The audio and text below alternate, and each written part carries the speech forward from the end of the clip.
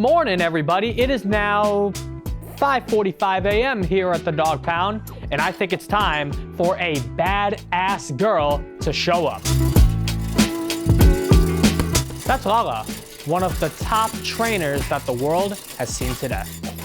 Lala's favorite art book to read is Henry Matisse' The Cutouts. If she could choose to do anything for one day, she would teach women how to lift.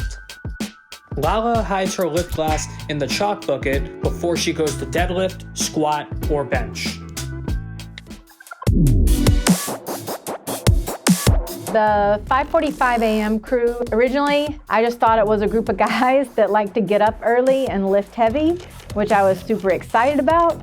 But as I began working here a little bit longer, I found out there really is a lot of history behind this 5:45 a.m. crew. Originally started with Hugh Jackman and his friends, and they would, follow Kirk from gym to gym. That's when Dogpound was started. And even though the members have changed a little bit throughout the years, that hardcore crew, the vibe still remains the same. I feel very fortunate to kind of carry on part of Kirk's legacy by training the 5:45 a.m. crew. And I'm sitting in this tiny cubicle. She doesn't know what she's talking about. I was in a really dark place. You should just become a trainer. No, I'm a designer. This is not how I want to spend my time. My name is Lalaina. Everyone calls me Lala. I'm 42 years old and I grew up in Live Oak, Florida. My parents are quite young. They had me as teenagers, married for like a year. I didn't necessarily grow up with my father, but very close to my mom. She raised me. She's probably my biggest inspiration. She's the strongest woman I know. For the most part, my lifestyle was pretty healthy. I mean, always active. At the age of 7, my mother put me in dance. At the age of 4, I was in gymnastics. I just couldn't sit still. I always would play sports with my male cousins and all the guys, and I actually thought I was one of the boys for a long time. I danced until I was the age of about 19 to 20. From there, I decided I wanted to get as far away from Florida as possible, so I decided to move to California. I was in LA by myself, didn't know anyone. I had to pursue working and paying the rent over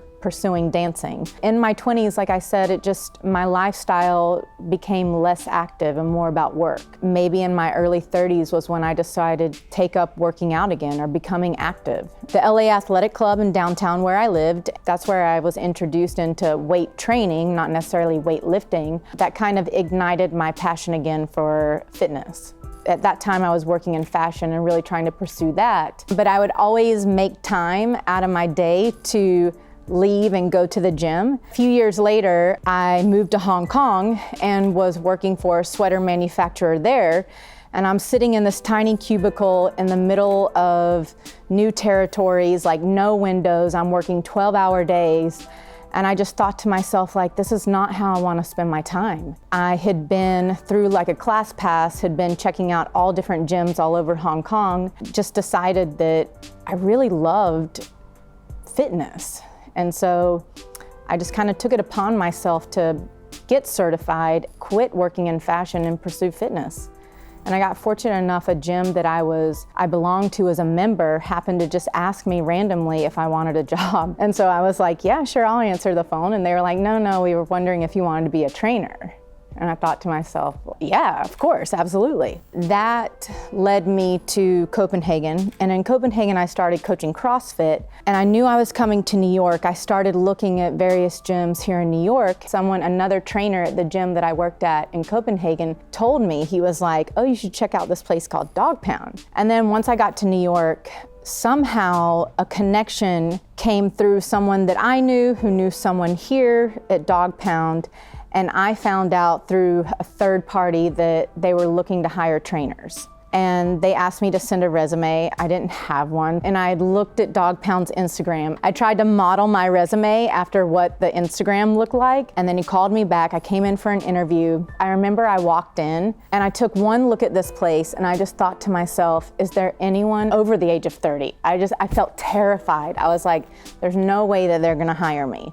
Never in a million years did I think that they would call me back. And then after that initial interview, they called me back. I did a practical and I didn't hear back from them. And I just remember telling myself, you'll be all right. You have other options, you know. Really just thinking to myself like, God, I really wanted to get that job. Finally, I remember I was in New Orleans. I got the call from the manager and he's like, we want to hire you. When can you start? And that was it. I was like, I did it. I found it. I don't want to talk too much because I tend to do that.